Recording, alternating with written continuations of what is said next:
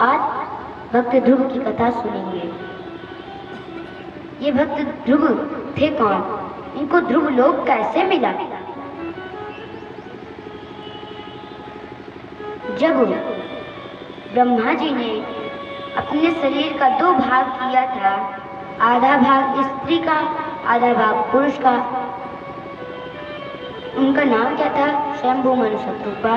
जो उनसे दो पुत्र थे, 5 पुत्र थे, पुत्र और पुत्री, कुल मिला के 5। 3 पुत्री 2 पुत्र। 2 पुत्र थे प्रियव्रत और उत्तानपाद। उत्तानपाद के 2 पुत्र थे, उत्तम और प्रहलाद, ध्रुव। आधा राज्य उत्तानपाद को मिला और आधा राज्य प्रियव्रत को।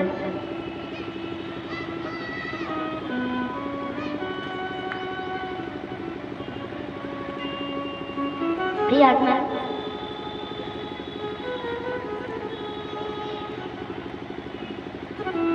एक बात सुनीति और सुरुचि, ये 2 पत्नियां थी उत्तानपाद की। पहली पत्नी का नाम था सुनीति और दूसरी पत्नी का नाम था सुरुचि। कभी भी जीवन में 2 विवाह नहीं करने चाहिए, नहीं तो बात बिगड़ जाती है। एक बार उत्तानपाद और सुनीति शयन कक्ष में बैठे हुए थे। सुनीति कह रही थी कि महाराज, इतने दिनों हो गए, हम लोगों को कोई संतान नहीं है, और अगर हम लोग की संतान नहीं होगी तो यह प्रजा आगे कैसे बढ़ेगी?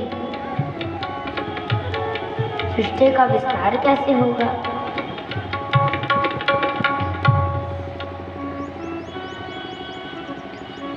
तो उत्तानपाद भी सोचने लगे, हाँ कैसे करें, अब कोई बालक हो नहीं आया में। तो सुनीति कहती हैं कि महाराज आप दूसरा विवाह कर लीजिए।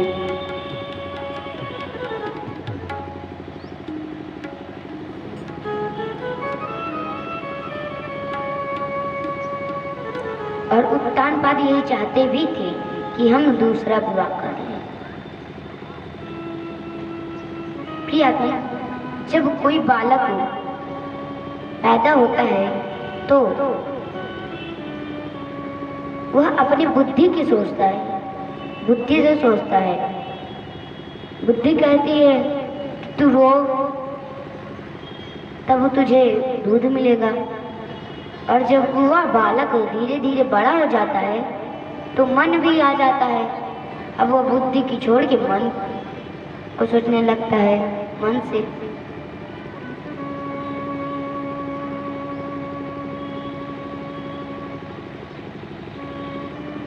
पहली पत्नी सुनीति जो बुद्धि है और दूसरी पत्नी सुरुचि जो मन है।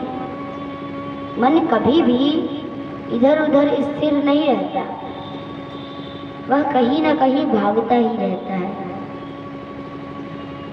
अगर कंट्रोल में करना है मन तो राम नाम हरि कीर्तन करो, यह सारा मन कंट्रोल हो जाएगा। जो मन इधर उधर भागता है। प्रिय आत्मा,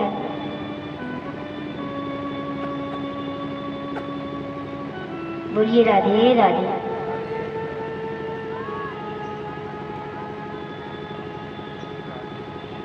अब महाराज ने दूसरा विवाह कर लिया।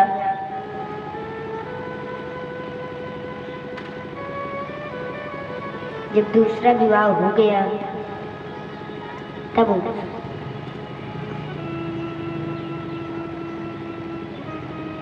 सुरुचि, राज्यसभा लगी थी। सुरुचि जो दूसरी वाली पत्नी थी, उसने कहा कि महाराज, एक म्यान में 2 तलवार नहीं रह सकती। म्यान जानते हैं, इसमें तलवार खोजते हैं, तलवार जिसमें रखते हैं।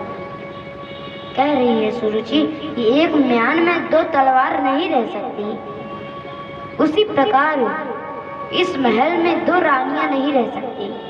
या तो मैं रहूंगी इस महल में, या तो आपकी पत्नी जो पहले आई थी, मेरी बड़ी बहन, वो रहेगी। अब उत्तानपाद कुछ नहीं बोले।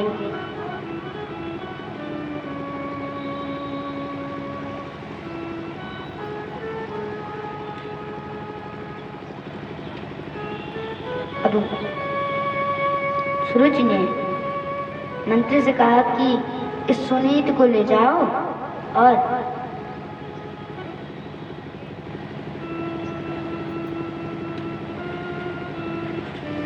सुनीति को ले जाओ और जंगल में ले जा करके इसके लिए एक कुटिया बना दो। और कह दिया सूरज ने कहा कि सुनीति तुम उसी कुटिया में जाओ, हम तुम्हारे लिए भोजन भेजते रहेंगे। अब वह क्या करे, छोटी बहन ने कहा तो मानना पड़ेगा। गई।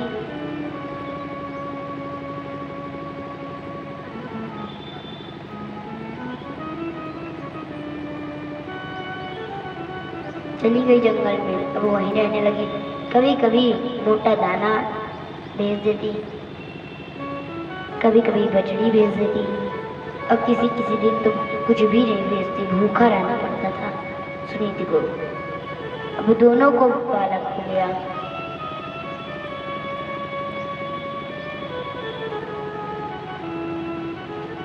एक बालक सूरज को हुआ और एक बालक सुनीति को।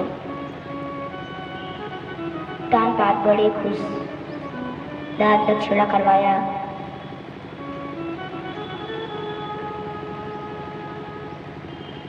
क्रियात्मक